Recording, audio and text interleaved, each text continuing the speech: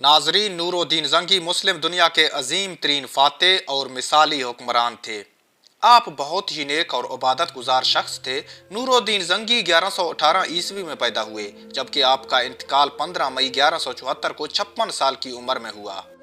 आपके वालिद का नाम इमादुद्दीन जंगी था और वो खुद भी एक अजीम मुस्लिम हुक्मरान थे। उनकी वफात के बाद उनके बड़े बेटे सैफुद्दीन गाजी और छोटे बेटे नूरुद्दीन जंगी के दरमियान सल्तनत का बंटवारा हो गया, लिहाजा नूरुद्दीन जंगी के हिस्से में हलब की सल्तनत आया। नूरुद्दीन जंगी अपनी कायदाना सलाहियतों और जंगी हुकूमतों के जरिए हुक्मरान बनने के कुछ ही अरसा बाद आसपास के ईसाई रियासतों को शिकस्त देकर उन पर कब्जा कर लिया।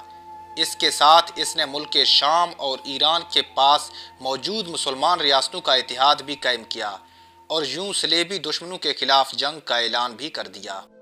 1147 में मुईनुद्दीन, जो दमिश्क के गवर्नर थे, उनके साथ भी इतिहाद के लिए एक मुआहदा किया गया, जिसके मुताबिक नूरुद्दीन जंगी ने मुईनुद्दीन की बेटी से शादी की।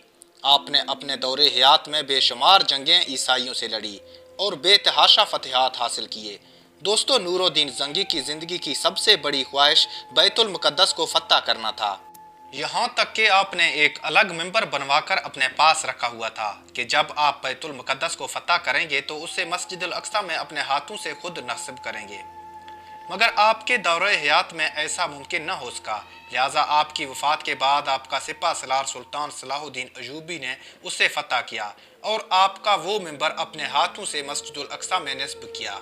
इब्ने हसीर कहते हैं कि मैंने खुलफाए राशिदीन और हजरत उमर बिन अब्दुल अजीज के बाद नूरुद्दीन जंगी से बेहतर सीरतमंद और आदिल हुक्मरान नहीं देखा।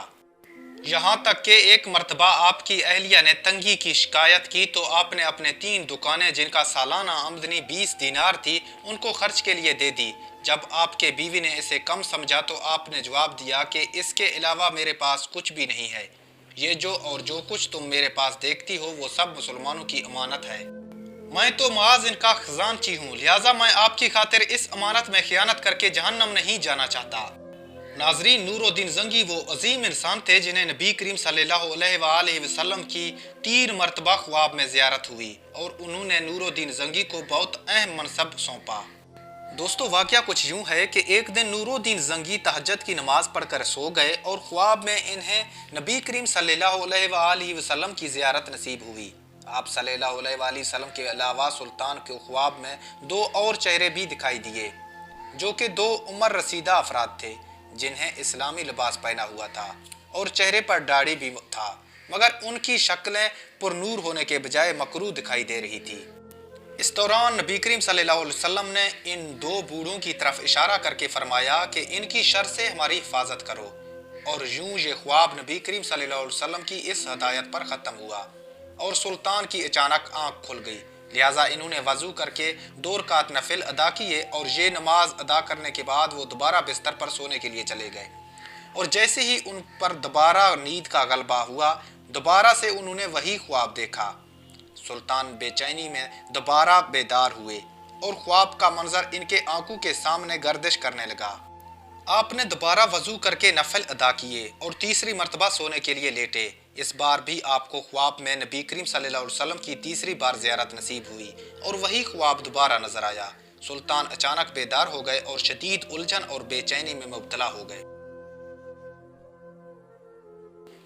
और अपने नम आंखों से बोले कि मेरे होते हुए मेरे आका नबी करीम सल्लल्लाहु अलैहि वसल्लम को कौन परेशान कर रहा है। जब सुल्तान को कुछ समझ ना आया तो उन्होंने अपने मशीर खास जमालुद्दीन अफसानी को तलब फरमाया और उनसे अपना तमाम ख्वाब बयान किया। उन्होंने तमाम ख्वाब सुनने के बाद फरमाया कि लगता है मदीना में कोई अहम वाकया पेश आने वाला है, लिहाजा आपने को अपना ख्वाब पोशीदा रखना चाहिए और फौरन मदीने के लिए रवाना हो जाना चाहिए।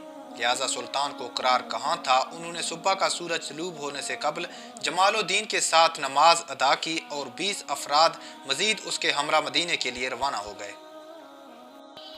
ये 20 अफराद तेज तरीन घोड़ों पर सवार थे। नाजरीन, दमिश्क और मदीना का फासला नहायत ही तवील था, जो कि तकरीबन 20 से 25 दिन बनता था, मगर सुल्तान ने बिना आराम किए दिन रात तेज रफ्तार से सफ़र करके इसे महज 16 दिन में तय किया। मदीना पहुंचकर हाकिम मदीना ने सुल्तान का इस्तकबाल किया। सुल्तान ने अपने आने का मकसद उन्हें बयान किया। جواب میں حاکم مدینہ نے انہیں یقین دلوایا کہ اگر وہ دو بوڑھے یہاں موجود ہوئے تو ہم انہیں ضرور ڈھونڈ نکالیں گے۔ لہٰذا حاکم مدینہ کے مشورے پر پورے مدینہ کے لوگوں کا دعوت کیا گیا، جس میں مدینہ کے ہر خاص اور عام شخص کو دعوت دی گئی۔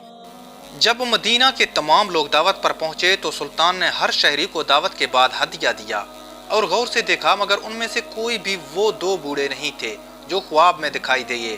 لہٰذا سلطان نے امیر مدینہ سے دریافت کیا کہ کیا کوئی شخص باقی تو نہیں رہ گیا؟ تو انہوں نے جواب دیا کہ اس دعوت میں صرف دو درویش حاضر نہیں ہوئے اور وہ بہت ہی نیک اور دولت مند بزرگ ہیں۔ وہ ہر وقت عبادت میں مشغول رہتے ہیں اور لوگوں سے زیادہ ملنا جلنا پسند نہیں کرتے۔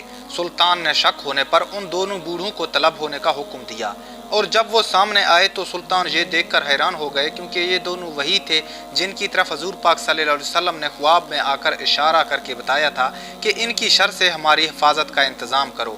سلطان نے ان سے دریافت کیا کہ تم لوگ کہاں سے آئے ہو؟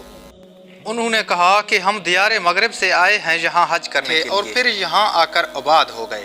سلطان ان دونوں کے ساتھ ان کے رہائش گاہ پہنچے اور جائزہ لیا۔ وہاں قرآن مجید کے چند نسخے، کچھ نصیحت کی کتابیں اور تھوڑا سا گھر کا سامان اور ایک چٹائی موجود تھا، لیکن جب سلطان نے اس چٹائی اٹھائی تو سب دیکھ کر حیران ہو گئے، کیونکہ وہاں ایک سرنگ کھودی ہوئی تھی اور یہ روضہ رسول تک جا رہی تھی۔ لہٰذا ان دونوں بوڑھوں کو فوراً گرفتار کر لیا گیا اور انہوں نے بتایا کہ وہ عیسائیوں کے بھیجے ہوئے جاسوس ہیں، جنہیں روضہ رسول تک سرنگ کھود کر حضور اکرم صلی اللہ علیہ وسلم کے جسم مبارک چرانے کے لیے بھیجا گیا تھا۔ اس مقصد کے لیے وہ رات بھر سرنگ کھودتے تھے اور مٹی چمڑے میں ڈال کر قبرستان پھینکاتے تھے، اور اسی لیے انہوں نے روضہ رسول کے قریب رہائش اختیار کی تھی، یہاں تک کہ وہ سرنگ کھودتے کھودتے حضرت عمر فاروق کی قبر تک پہنچ چکے تھے۔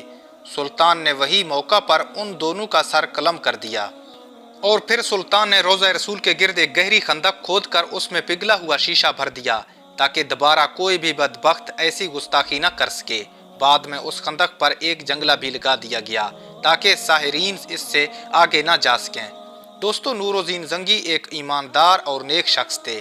وہ بہت زیادہ صدقہ اور خیرات کیا کرتے تھے۔ دوستو، نور الدین زنگی میں جہاد کا جذبہ کوٹ کوٹ کر بھرا ہوا تھا، اور یہی بات اہل عیسائیت کو پسند نہ تھی۔ لہٰذا انہوں نے حسن بن صدا کے فدائیوں کو نور الدین زنگی اور سلطان صلاح الدین ایوبی کو شہید کرنے کے لیے بھیجا۔ سلطان صلاح الدین ایوبی اس حملے میں بچ گئے، لیکن نور الدین زنگی کو حسن بن زیاد کے فدائیوں نے زہر دے کر شہید کر دیا، اور یوں اسلامی تاریخ کا ایک مرد مجاہد اپنے خال کے حقیقی سے جا ملا۔ دوستو، ویڈیو پسند آئے تو چینل کو سبسکرائب کرتے ہیں۔ ملتے ہیں نیکسٹ ایک بہت ہی قیمتی ویڈیو کے ساتھ، تب تک کے لیے خدا حافظ۔